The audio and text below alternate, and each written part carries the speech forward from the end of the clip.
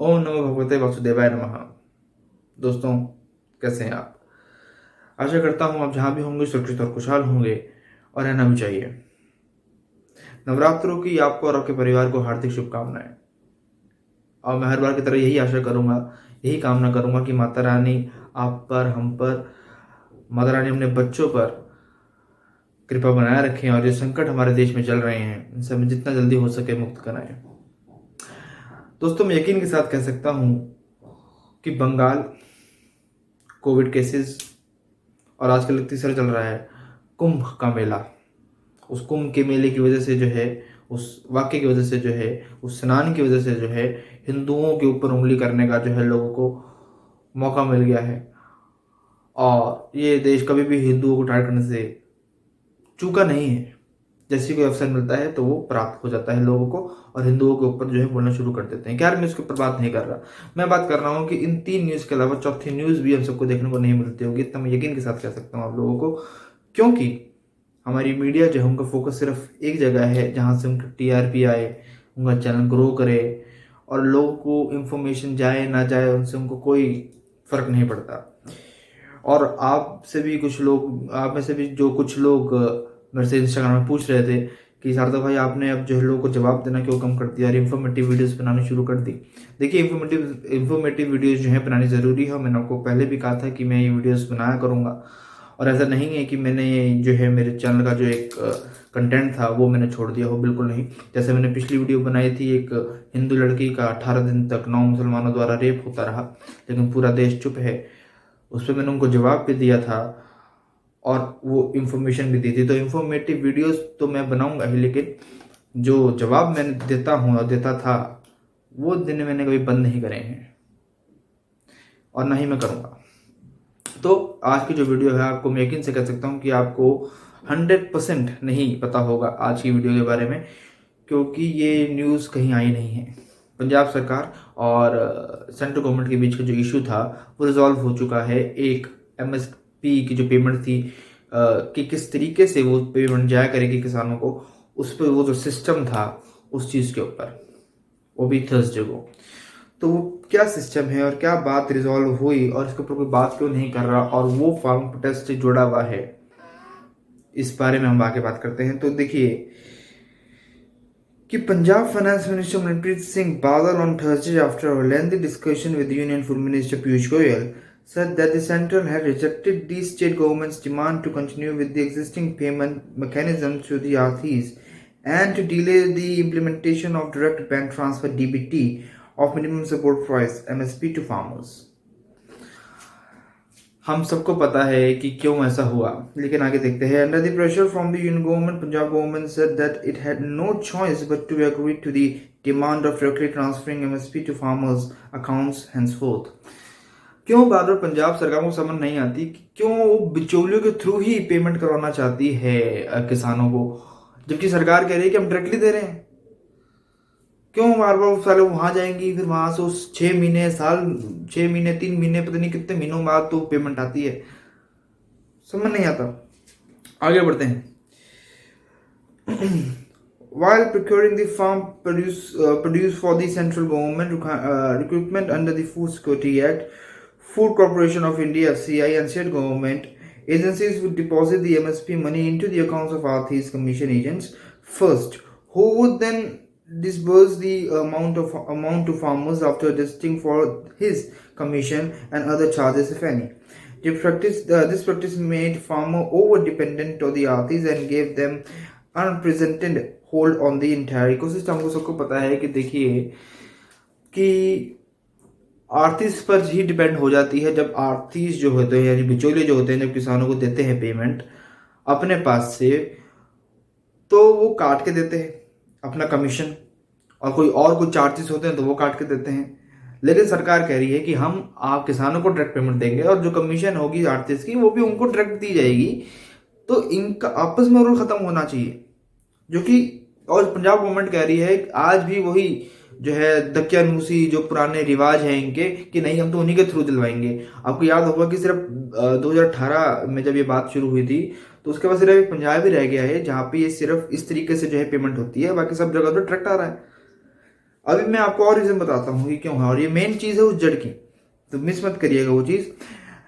MSP payment by FCI and other state agencies to get directly transferred into the bank accounts of farmers, though direct benefits transfer DBT. Also, the commission of artists will get directly transferred into their respective bank accounts through DBT.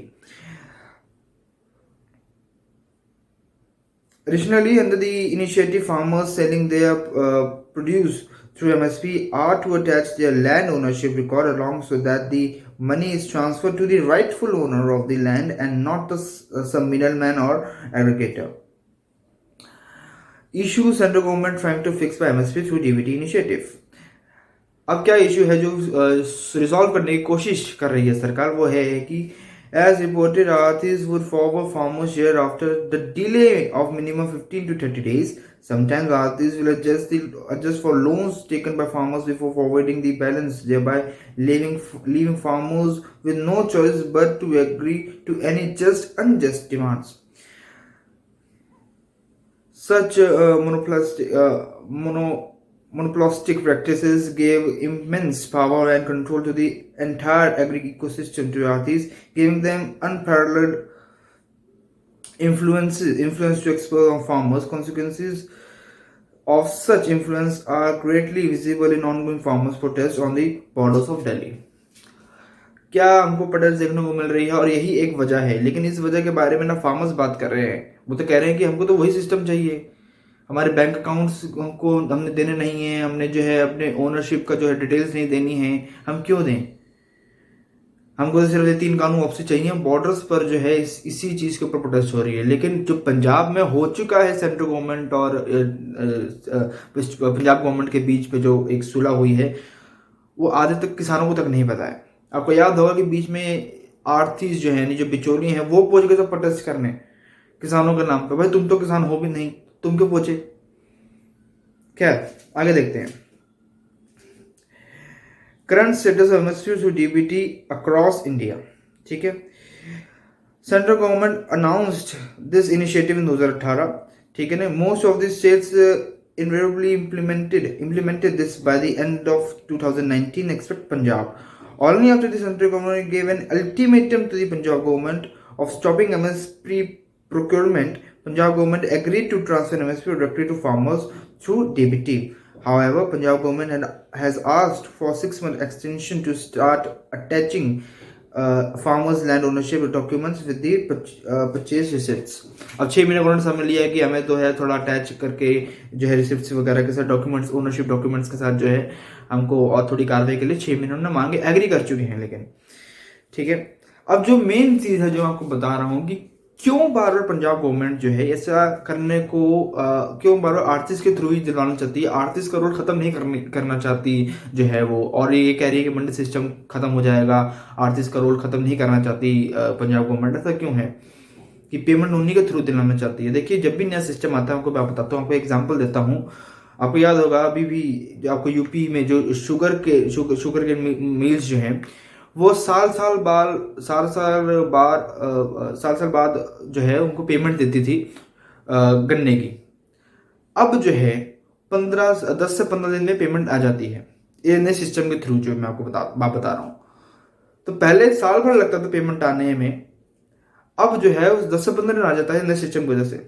ठीक है, तो जब change आ रहा है और अच्छा आ रहा है, वैसे तो हम कह रहे हैं कि जो है डिजिटल बनाओ भारत को, एनर्जी टेक्नोलॉजी से जोड़ो। अब जब जोड़ रहे हैं तो उसमें भी दिक्कत है। तो रीजन क्या है? 2 रीजन है मेन, और सुनने वाली बात है। Why did Punjab keep on resisting the implementation of this reforms? क्यों इस रिफॉर्म को जो है बार बार जो है रोक रही है? Reason 1, Punjab is unique state where the MSP procurement system is quite prevalent and the traditional Aarthis and Mandi system is deeply entrenched as Aarthis facilities MSP procurement, MSP payments, unsecured loans to farmers and much more. Implementing a new system would greatly reduce the influence and control of Aarthis over the farmers, thereby potentially threatening their long-term relevance. सबको पता है कि ये system आने से जो है जो कंट्रोल था आर्थिस का फार्मर्स के ऊपर वो कम हो जाएगा। फार्मर्स को एक आज़ादी मिलेगी, एक जो है उड़ान मिलेगी, आप ये कह सकते हो, क्योंकि वो अपने उससे कुछ कर सकता है। उसको ये नहीं है कि भैया हमारे अनाज का पैसा तुम काट के दो, समझ रहे हो? तुम अपनी कमीशन काट के दो, हमारे अनाज का पैसा, भैया ये क्या सिस्टम हुआ? समझ रहे हो? जो आर्टिस्ट को वगैरह को चाहिए वो तो उनको मिलेगा, सरकार कह रही है कि उनको भी अलग से उनको भी दिया जाएगा, उनके भी बैंक अकाउंट्स में दिया जाएगा पैसा, लेकिन फार्मर्स को जो पैसा दिया जाएगा वो उनके थ्रू नहीं दिया जाएगा, वो डायरेक्टली दिया जाएगा 10 से 15 दिन के अंदर, वो भी उनके बैंक अकाउंट्स के थ्रू, डायरेक्ट बैंक ट्रांसफर। जो डीबीटी है उसकी ये है, ठीक है। Why did Punjab keep on resisting the implementation of farmer reason 2। Additionally, the concept of absentee landowner is quite prevalent, with more than 35% of people farming are not the landowners, and they are heavily reliant on the authorities to navigate the paperwork like land ownership documents, etc. for MSP sale. Now, with less involvement and incentives for authorities in the entire MSP process, these tighter rules in the terms of paperwork will transfer MSP to landowners' bank account and remove the flexibility of choosing bank accounts from authorities' hands. Since March this year, some people in Punjab have been protesting against MSP through the DBT initiative, allegedly representing authorities, with Punjab too falling in line. The nationwide implementation of this reform is complete and uniform. अब complete हो चुका है, पंजाब भी बाकी देश की, बाकी राज्यों की तरह, माफ कीजिएगा, उस लाइन में आ चुका है और इसी के थ्रू उनको जो है पेमेंट करनी पड़ेगी।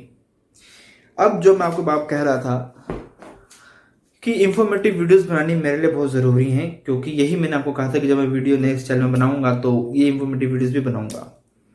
लेकिन जो एक बात मैं सबको कह दूं, जो मुझे पसंद करते हैं, जो नापसंद करते हैं, कि मेरा जो एक कंटेंट है वो है हिंदू धर्म के लिए, अपने देश के लिए, ठीक है।